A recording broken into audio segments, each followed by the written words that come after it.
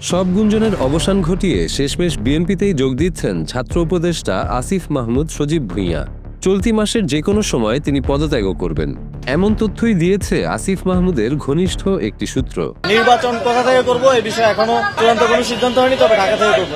এখন পর্যন্ত পরিকল্পনা স্বতন্ত্র নির্বাচন করারই, তারপরে দেখা যাক। উপদেষ্টা পদ থেকে পদত্যাগ করে বিএনপিতে যোগ দিলে কোন আসন থেকে নির্বাচনে অংশ নেবেন আসিফ মাহমুদ সজীব ভুঁইয়া সেটারও একটি ইঙ্গিত পাওয়া গেছে। সূত্র মতে ঢাকা 10 আসন থেকেই ধানের শীষের প্রতীক নিয়ে নির্বাচন করবেন তিনি। সেই ক্ষেত্রে পরিবর্তন আসতে পারে এই আসনে ঘোষিত বিএনপির প্রাথমিক মনোনয়ন পাওয়া প্রার্থীর। সম্প্রতি বাংলাদেশ জাতীয়তাবাদী দল বিএনপি নতুন করে আরও 36টি আসনের প্রাথমিক প্রার্থী তালিকা ঘোষণা করেছে। অনেকেই ধারণা করেছিল ঢাকা 10 আসন খালি রাখবে বিএনপি আসিফ মাহমুদ সজীব ভুঁইয়ার জন্য, কিন্তু সবাইকে অবাক করে দিয়ে ঢাকার গুরুত্বপূর্ণ এই আসনে প্রার্থী হিসেবে বিএনপি থেকে মনোনয়ন দেওয়া হয়েছে দলটির জাতীয় নির্বাহী কমিটির সদস্য শেখ রবিউল আলমকে। ঢাকা 10 শেখ রবিউল আলম। গুঞ্জন ছড়িয়েছে এই আসনে বিএনপি ফের চমক দিতে পারে।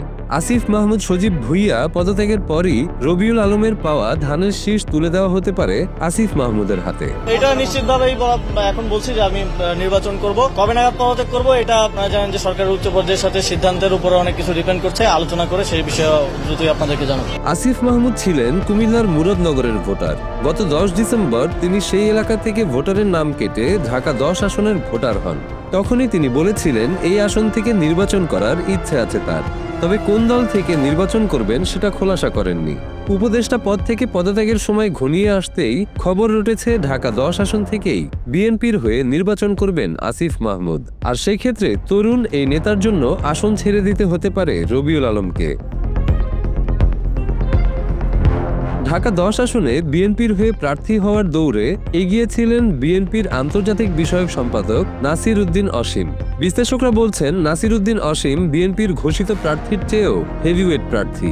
তাকে না দিয়ে রবিউল আলমকে দেওয়া মানে এই আসনে প্রার্থী পরিবর্তন হওয়ার একটি সম্ভাবনা রয়েছে, আর সেই সম্ভাবনা থেকেই আসিফ মাহমুদের নাম শোনা যাচ্ছে কান কথায়। পাশাপাশি সাম্প্রতিক সময়ে বিএনপি এবং বেগম খালেদা জিয়াকে নিয়ে যে ধরনের ফেসবুক পোস্ট দিচ্ছেন আসিফ মাহমুদ সজীব ভুঁইয়া, তাতে এই ছাত্র উপদেষ্টার বিএনপিতে যোগদানের গুঞ্জনকে উস্কে দিচ্ছে। এদিকে জুলাই আন্দোলনে আসিফ মাহমুদ সজীব ভুঁইয়ার সারথীরা মিলে এনসিপি নামের নতুন রাজনৈতিক দল গড়েছেন। প্রথম থেকে ধারণা করা হচ্ছিল এই দলেই যোগ দেবেন আসিফ মাহমুদ সজীব ভুঁইয়া, কিন্তু সেটা মনে হয় আর হচ্ছে না। বিএনপির সঙ্গে এনসিপির ভোট নিয়ে কার্যত 2 ভাগে বিভক্ত হয়ে পড়েছে নতুন এই দলটি, এমন কথাও শোনা যাচ্ছে বিভিন্ন সূত্রে।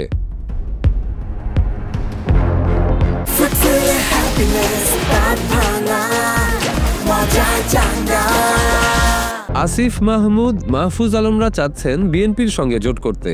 কানাকানি চলছে মূলত ছাত্র উপদেষ্টা এবং এনসিপির তরুণ নেতা, যাদের বিরুদ্ধে অনিয়ম দুর্নীতির অভিযোগ মাঝে মধ্যেই সমাজপাতা গরম করেছে, তারা চাচ্ছেন বিএনপির সঙ্গে জোট করতে। কিন্তু বিএনপি তাদের চাহিদা মতো আসন ছাড় দিতে রাজি নয় বলে এনসিপির বেশিরভাগ নেতা জোট না করে নির্বাচনের পক্ষে অবস্থান নিয়েছে। আর ছাত্র উপদেষ্টা থেকে শুরু করে এনসিপির শীর্ষ পদের বড় একটি অংশ বিএনপির সঙ্গে জোট করতে আগ্রহী। এদিকে বিশ্লেষকরা মনে করছেন বিএনপির সঙ্গে জোট করলেই এনসিপি বেশ কয়েকজন প্রতিনিধি নিয়ে সংসদে অবস্থান করতে পারবেন। তা না হলে বিএনপি আর জামায়াতের জনপ্রিয়তার কাছে অধিকাংশ আসনে এনসিপির প্রার্থীরা ধরাশায়ী হতে পারেন।